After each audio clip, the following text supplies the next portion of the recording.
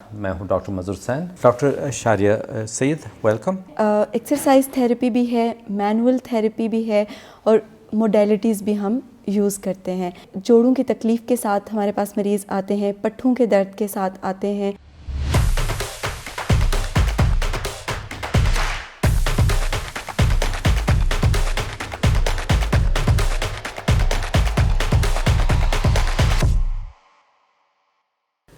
السلام علیکم، welcome to آج کی بات. میں ہوں ڈاکٹر مظہر حسین.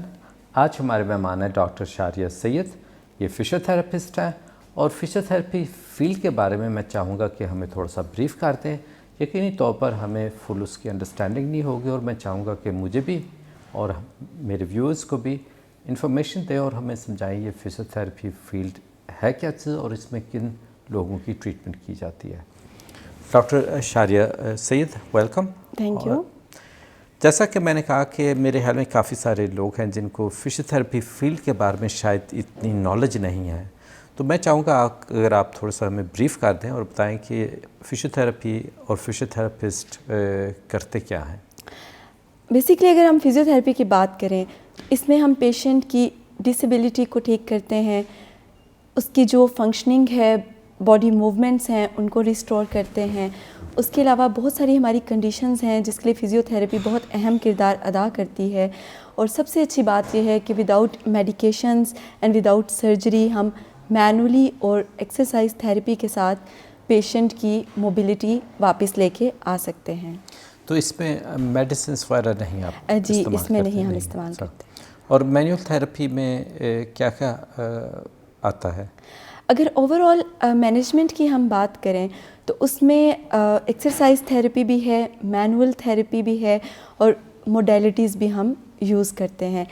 مینول تھراپی جو ہے وہ ہم ہینڈس کو یوز کر کے موبلائزیشنز کراتے ہیں تاکہ جو ریسٹرکٹیڈ موومنٹس ہیں ان کو ہم ریسٹور کر سکیں یا فنکشننگ کو ہم امپروو کر سکیں. تو یہ کن پیشنٹس کے لیے اور کس کیٹیگری کے پیشنٹس آتے ہیں آپ کے پاس؟ اگر کیٹیگریز ہم دیکھیں تو اس میں کافی ساری کیٹیگریز آ جاتی ہیں. مینلی جو موسٹ کامن ہے وہ ہے مسکولو اسکیلیٹل کنڈیشنز کے جو لوگ ہیں، جو پیشنٹس ہیں، وہ ہمارے پاس آتے ہیں.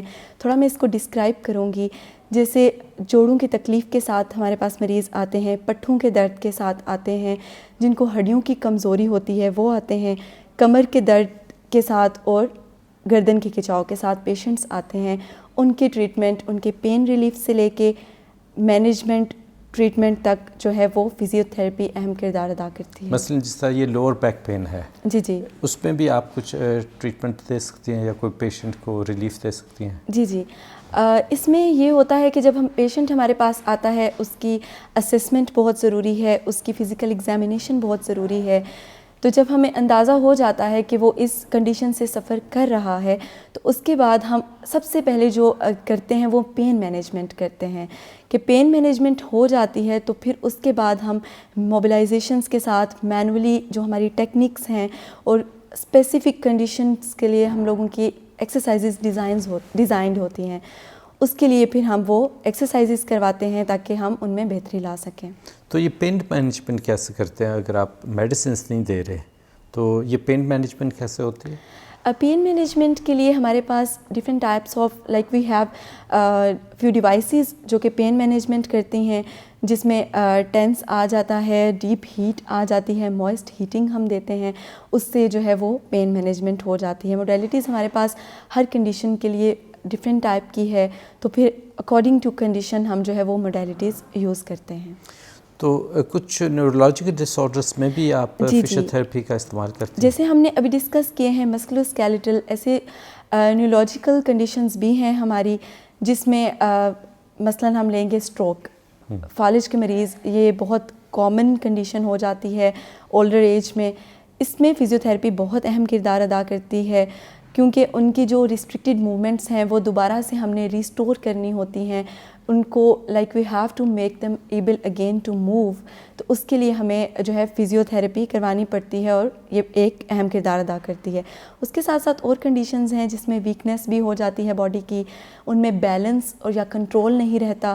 تو پارکنسن ڈیزیز میں ایسے کنڈیشنز کے لیے جو ہے ہم ایسی ایکٹیویٹیز کراتے ہیں جس سے ان کا بیلنس جو ہے وہ مینٹین ہو سکے, ان کی باڈی کا کنٹرول جو ہے وہ مینٹین ہو جائے. یعنی کہ اوور آل جو باڈی کی موومنٹ ہے, حرکت ہے, اسٹریچر ہے, ہڈیوں کا درد ہے, ان چیزوں میں آپ موسٹلی کام کرتے ہیں. So the overall functioning of the body in terms of movement and so on. It's all about functioning and movement. تو اس میں یہی اگر ایکسرسائزز لوگ گھر پہ نہیں کر سکتے, یا آپ کے پاس کچھ خاص ایسی اکوپمنٹ ہوتا ہے جو آپ استعمال کرتے ہیں, یا آپ کوئی ڈائگنوسس کرتے ہیں اس پریکٹیکلی؟ فرض کریں مجھے اگر کندھے میں درد ہے, یا میرے بیک میں درد ہے, یا مجھے کوئی انجری ہوئی ہے, تو وہ پروسیسز کون سے ہیں؟ کیوں نہ میں گھر پہ یہ انٹرنیٹ سے دیکھ کر کوئی ایکسرسائز کر لوں. آپ کے پاس آ کر مجھے مین کیا فائدہ ہوگا؟ ہمارے پاس آنے کا فائدہ یہ ہوتا ہے کہ آپ کو درد تو ہو رہا ہوگا, لیکن آپ ڈائگنوز نہیں کر پائیں گے کہ اس کی اصل وجہ کیا ہے. جو اس کا اوریجن ہوتا ہے وہ ہم ہی اسیس کرتے ہیں, اور ہماری ہی فزیکل ایگزامینیشن سے اور جو ہم اسپیشل ٹیسٹ پرفارم کرتے ہیں اس سے ہی ہمیں آئیڈیا ہو جاتا ہے, اور ہم لوگ ڈائگنوز کرتے ہیں کہ آیا یہ اس کنڈیشن سے سفر کر رہا ہے یا پھر اس کنڈیشن سے.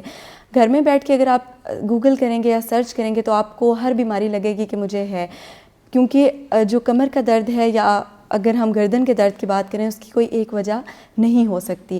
تو ہمیں ڈفرینشیل ڈائگنوسس کے لیے بہت سارے ٹیسٹ پرفارم کرنے پڑتے ہیں کہ ہم اس پوائنٹ پہ آ جائیں کہ آیا یہ ڈیزیز ہے اس کو, یا آیا اس کنڈیشن سے وہ سفر کر رہا ہے. تو اس کے لیے پھر وہ ہمارے پاس آئیں گے, اسسمنٹ ہوگی, فزیکل ایگزامینیشن ہوگی, ٹیسٹس پرفارم کریں گے ہم لوگ. اور اس کے ساتھ ساتھ جو آپ نے یہ بات کی کہ جو ٹریٹمنٹ ہے وہ گھر میں وہ کر سکتے ہیں یا ان کو اسپیشل فزیوتھیراپی کرانے کے لیے آنا پڑے گا. تو اس کے لیے یہاں میں بات کروں گی کہ جو موڈیلٹیز ہیں وہ گھر پہ نہیں ہوتی.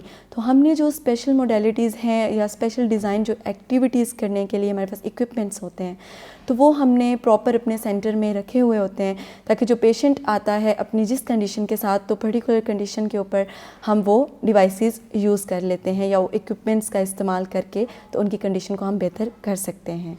میں ویورز کو بھی ایک کامنٹ دینا چاہوں گا. اب جس طرح کہ ڈاکٹر صاحبہ نے فرمایا کہ گوگل سرچ سے شاید آپ مکمل طور پر انفارمیشن نہیں لے سکتی ہیں. اگر آپ کسی ایک پین یا شولڈر پین کو اگر آپ دیکھتے ہیں, گوگل کرتے ہیں, تو یقینی طور پر آپ کو بہت سارے مختلف آپشنس ملیں گی اور ڈائگنوسس ملیں گی. اور اس کو اسپیسیفکلی اسیس کرنا اور ڈائگنوس کرنا وہ ایسا نہیں ہے کہ آپ کو 2 یا 3 علامتیں اگر آپ کی ملتی ہیں کسی کنڈیشن کے ساتھ تو آپ کو وہی کنڈیشن ہے. تو میرے خیال میں جو اسپیشلسٹ کا کام ہے جیسے ڈاکٹر شاریہ سید بتا رہی ہیں, اس کی ایک باقاعدہ پراپر ترتیب ہوتی ہے ڈائگنوسس کی اور پھر آگے ٹریٹمنٹ کی.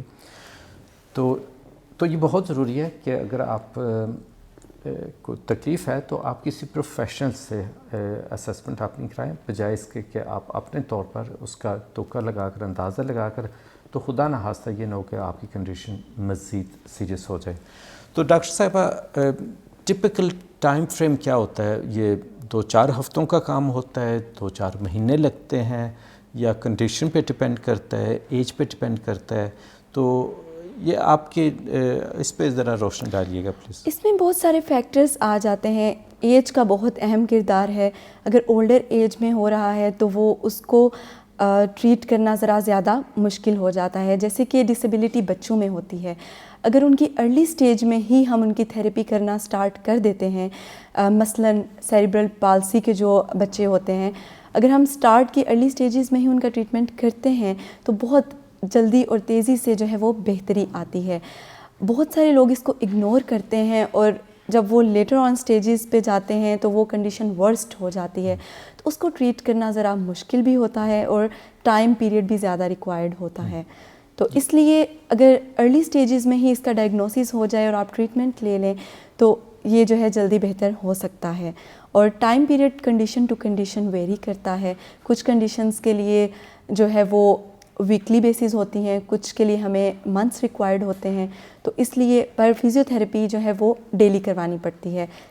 اور پیشنٹس گھر پہ بھی ایکسرسائز کریں یا صرف آپ کے کلینک میں آ کر ہی وہ آپ ایکسرسائزز بتائیں گے؟ یا ان کا گھر کا بھی کوئی کام ہوتا ہے کہ جی آپ کو ایکسرسائز دکھا دیا ہے، اب اپنے گھر پہ اس طرح کر رہے ہیں، آپ وہ بھی انسٹرکشنز دیتے ہیں یا اس کی ضرورت نہیں ہوتی؟ جی بالکل، جب پیشنٹ ہمارے پاس آتا ہے تو اس کا ایک پراپر پلان جو ہے وہ ڈیزائن ہوتا ہے. جو کلینک کا پلان ہوتا ہے وہ سیپریٹ ہوتا ہے اور جو ہوم پلان ہوتا ہے وہ سیپریٹ ہوتا ہے. تو اس کے لیے ہم جو ایزی ایکسرسائزز ہوتی ہیں یا جو ایزی ڈیزائنڈ ایکٹیویٹیز ہوتی ہیں وہ ہم پیشنٹ کو ہوم پلان میں دیتے ہیں. اور جو موڈیلٹیز ایکسرسائز تھیراپی اور جو موبلائزیشن ٹیکنیکس ہوتی ہیں کیونکہ وہ فزیو تھراپسٹ ہی کر سکتا ہے تو وہ ہم کلینک میں کرتے ہیں. تو باقی گھر کے لیے ان کو ہوم پلان دیا جاتا ہے. تو آپ نے کسی میجر ادارے میں، بڑے ادارے میں کام کیا ہے جہاں سے آپ نے کچھ تجربہ حاصل کیا ہو، آپ کا کچھ ایکسپیرینس ہوا ہو؟ جی بالکل، میں نے Armed Forces Institute of Rehabilitation Sciences in Rawalpindi, وہاں سے میں نے ایکسپیرینس جو ہے لیا ہے. اور وہاں میری ڈفرینٹ جو ہے وارڈز میں اور ڈیوٹیز لگتی تھیں. اور میں نے نیورو کے پیشنٹس، جو ہمارے آرتھو مسکولو اسکیلیٹل کے پیشنٹس ہیں، سیریبرل پالسی کے پیشنٹس ہیں، اسٹروک کے پیشنٹس ہیں، ساری کیٹیگریز کے پیشنٹس جو ہیں وہ میں نے وہاں دیکھے ہیں. ان کی اسیسمنٹ سے لے کے فزیکل ایگزامینیشن سے لے کے ان کی جو پراپر مینجمنٹ ہے، یہ پروٹوکولز بھی سیٹ کیے ہیں اور ان کا ٹریٹمنٹ بھی کیا ہے وہاں پہ. یعنی کہ کافی وائڈ ایکسپیرینس اور ایکسپوجر آپ کا ہو گیا. آپ نے جی وہ کون سا Armed Forces Institute of Rehabilitation Sciences Rawalpindi? جی اچھا، ماشاء اللہ. فزیو تھراپی اور کن فیلڈ میں استعمال ہو سکتی ہے، کن لوگوں کے لیے استعمال کی جا سکتی ہے؟ جی بالکل، جیسا کہ اسپورٹس میں فزیو تھراپی بہت اہم کردار ادا کرتی ہے. اسپورٹس انجریز جو ہیں اس کے لیے ہماری موبلائزیشن ٹیکنیکس ہوتی ہیں جس سے ہم تیزی سے ریکوری کر سکتے ہیں پلیئرز کی. اس کے علاوہ بہت سی ایکسرسائزز ہم ڈیزائن کرتے ہیں جس سے ان کی مسل پاور جو ہے وہ بلڈ اپ ہوتی ہے، ان کی اسٹرینتھ جو ہے وہ امپروو ہوتی ہے. اس سے ہم جو ہے یہ امپرومنٹ لا سکتے ہیں اسپورٹس میں بھی. ویمنس ہیلتھ میں فزیو تھراپی کا کوئی کردار ہے؟ جی بالکل، جس طرح باقی کیٹیگریز میں فزیو تھراپی کا اہم کردار ہے، اس طرح ویمن ہیلتھ میں بھی یہ ایک امپورٹنٹ رول پلے کرتی ہے. اوور آل جو ویمن ہیلتھ ہے اس کے لیے بہت زیادہ جو ہے ضروری ہے. ویمن فٹنس کے لیے بہت زیادہ ضروری ہے. اس کے علاوہ پوسٹ پریگننسی جو ان کی ہیلتھ ہے اس کے لیے بھی فزیو تھراپی بہت اہم کردار ادا کرتی ہے. یورینری انکانٹیننس ہوتی ہے کہ ان کا یورین کنٹرول نہیں رہتا، تو اس میں بھی جو ہے وہ ایکسرسائزز ڈیزائن ہوتی ہیں کہ ان کے جو مسلز ہیں ان میں اسٹرینتھ بلڈ اپ ہو، یا ان کے جو پیلوک فلور مسلز ہیں جی ایگزیکٹلی. تو اس میں جو ہے فزیو تھراپی بہت امپورٹنٹ رول پلے کرتی ہے. آپ کو کیا لگتا ہے کہ جو فزیو تھراپی کا جو فیلڈ ہے پاکستان میں، اس میں کوئی آپ نے چینجز دیکھے ہوں اور آپ کو لگتا ہے کہ آنے والے 5-10 سالوں میں اس کی کیا پوزیشن ہوگی، اس فیلڈ کی کیا پوزیشن ہوگی؟ جی بالکل، اگر ہم پچھلے سالوں میں نظر دوڑائیں تو اس میں ہم دیکھ سکتے ہیں کہ لوگوں کو اتنی اویئرنیس نہیں تھی یا پتہ نہیں تھا کہ فزیو تھراپی کیا ہوتی ہے اور جو کنڈیشنز جن سے وہ سفر کر رہے ہیں کہ واقعی ان کا ٹریٹمنٹ ہے بھی یا نہیں. تو وہ میڈیکیشنز یا سرجری کی طرف جاتے تھے، ان کو نہیں پتہ تھا کہ فزیو تھراپی بھی اس میں ایک اہم کردار ادا کرتی ہے. تو ابھی بہت سارے ایسے ادارے ہیں یا ہم لوگ پیشنٹ کی جو ہے وہ کونسلنگ بھی کرتے ہیں تاکہ ان کو اندازہ ہو جائے کہ فزیو تھراپی کتنی امپورٹنٹ ہے، یا جس کنڈیشن سے وہ سفر کر رہے ہیں اس سے ان کو نجات مل سکتا ہے وداؤٹ سرجری اینڈ میڈیکیشن. تو اب لوگوں میں اویئرنیس آ رہی ہے. اس میں ہم پیشنٹ ایجوکیشن کا بھی فیکٹر لے کے آتے ہیں، پیشنٹ امپاورمنٹ لے کے آتے ہیں. تو جب ہم مینجمنٹ کرتے ہیں کسی پیشنٹ کی تو اس میں یہ ہمارے گولز ہوتے ہیں جس میں ہم نے اویئرنیس بھی کرنی ہے، جس میں ہم نے لوگوں کی پیشنٹ ایجوکیشن کرنی ہے کہ ان کو اندازہ ہو سکے کہ فزیو تھراپی کتنی زیادہ امپورٹنٹ ہے اور اس سے وہ مزید بہتر لائف سٹائل اچیو کر سکتے ہیں. اور آنے والے سالوں میں انشاءاللہ اس میں اور ترقی ہم دیکھیں گے اور لوگوں میں اور اویئرنیس آئے گی، اور انشاءاللہ فیلڈ کی وجہ سے لوگوں کی ہیلتھ میں بھی پروموشن ہوگی. بہت خوب، ماشاءاللہ. بہت شکریہ ڈاکٹر صاحبہ. یہ تھیں ڈاکٹر شاریہ سید. انہوں نے ہمیں فزیو تھراپی کے بارے میں اور فزیو تھراپی کے فیلڈ کے بارے میں کچھ انفارمیشن دی، اور میں سمجھتا ہوں کہ بہت ضروری ہے کہ یہ انفارمیشن ناظرین تک پہنچے. اور اگر آپ کو کوئی مسکولو اسکیلیٹل ڈیزیز ہے یا تکلیف ہے تو آپ پروفیشنل سے رابطہ کریں، ان سے اپنی اسیسمنٹ کرائیں، ڈائگنوسس کرائیں، اور اس کے مطابق پھر آپ اپنی ٹریٹمنٹ کرائیں. تو انشاءاللہ نیکسٹ پروگرام میں ملاقات ہوتی ہے. آج کی بات ختم ہوتی ہے. اللہ حافظ.